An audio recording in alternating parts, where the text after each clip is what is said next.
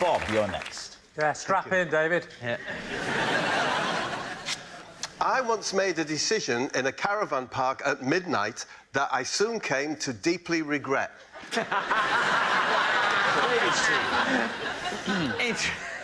Oh, God. Right, OK. What decision did you come to at midnight in a caravan park? Well, as I always say, David, it's a long time ago. So my memory's a bit... It's like trying to locate a rabbit's tear in a, petrol spill. Yeah. Not easy. Is it going to be the sort of distant remembrance that could be mistaken for invention? That's Or the it'll one. be indistinguishable, the two forms of brain activity. They look identical. They can do, yes. Yes. But they taste different.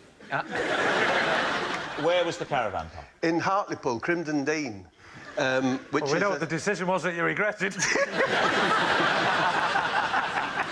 Yeah, on the beautiful coast at Hartlepool, Crimden Dean, static caravans, you know the ones... Yes. They look like porter cabins. They do. Yeah. Yeah. Okay. And that appealed to us when we saw the brochure.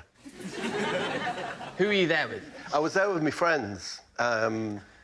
This would be, I would say, 1975-ish, because I was with Cags and Harry Harriman and Buttery Ken, who of course, was named that because his dad worked at a dairy farm. So it wasn't just random. So, was you out dancing, raving before the decision was made? No, it was bingo. No, and, bingo. And reruns of the horse racing. We'd been to the social club. Yes. Was this all of you now? You said Harry Harriman was there and Buttery Ken. I think there were 6 of us. Well, who were the others? The other ones. Slow Colin was there. Slow Colin? Yes. Why was he called Slow Colin? Well, why do you think, Well- mate? He was very slow. He's physically movement, slow? Physically slow. Right, OK. Yeah. And still Barry. Wow. After all these years, he's still called Barry. Is that how he got the nickname? He didn't have anything about him. He went, what can we call him? Well, he's still called Barry. Let's call him Still Barry. So, yeah, 6 of us with our flares and... OK, so all those people were there, and we've definitely given you enough time now to remember the thing that you regretted. Well, on my way back from social club, I was dragged away from my friends by an old woman. Probably only about 40, but old to me then. And she thrust me up against a static caravan. Hang on. Right. And I said, come and help us! Come and help us, Slow Colin! Will anybody help me? And she started to kiss me. Kiss? And I noticed that next to us was, you know, the Calagas Yeah. canisters. So, snog in, spot them, realise it's a safety issue, push her away. It was that hot a kiss.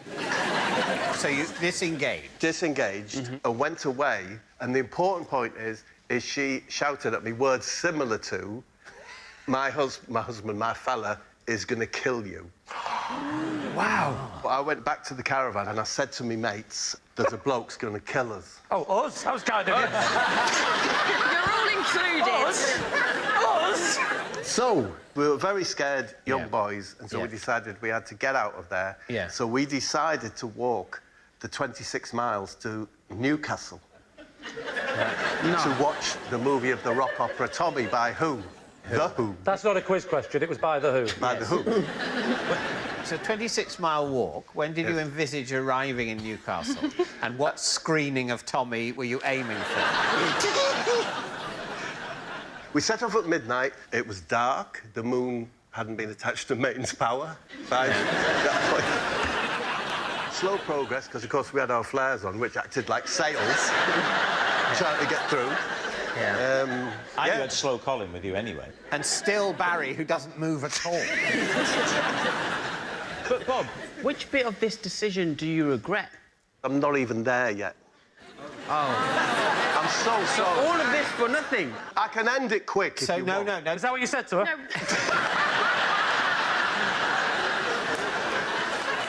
So we got there, I'm thinking round about 10:30, 11 o'clock in the morning. Having been walking all night.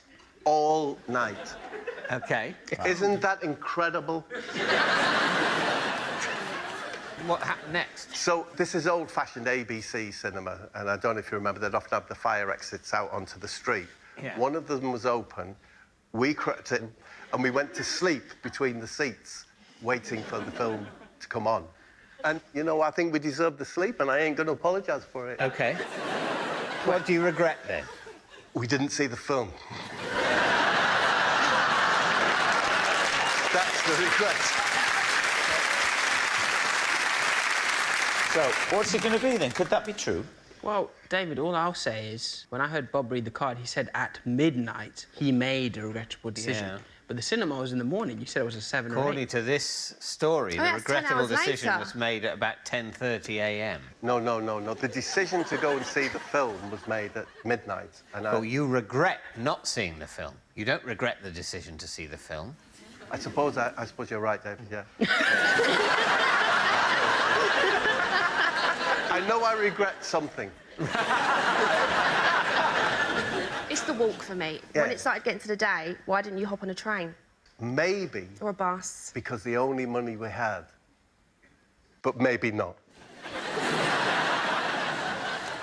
I don't see where the gas canisters came into it. Not yet, no. I suppose there's part of me that wonders whether, as Bob mentioned the gas canisters, he wasn't quite sure how the story was going to go. Yeah. And he thought, I'm going to mention the gas canister, see if I'm going to use that. No, I'm not.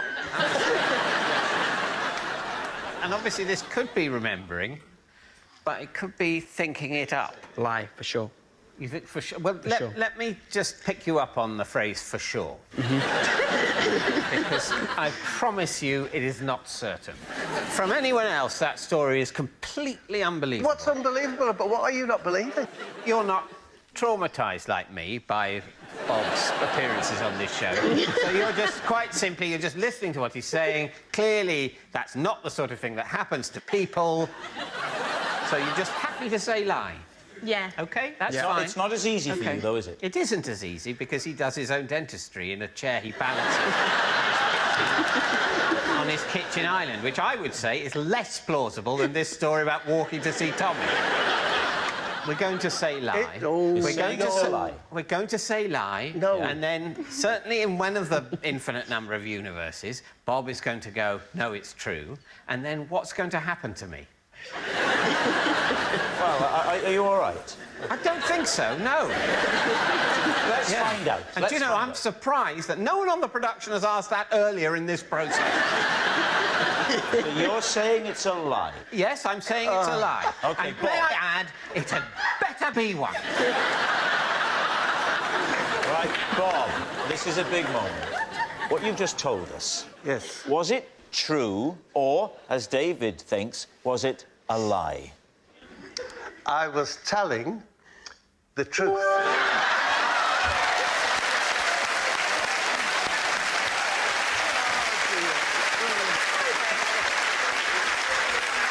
I am not OK.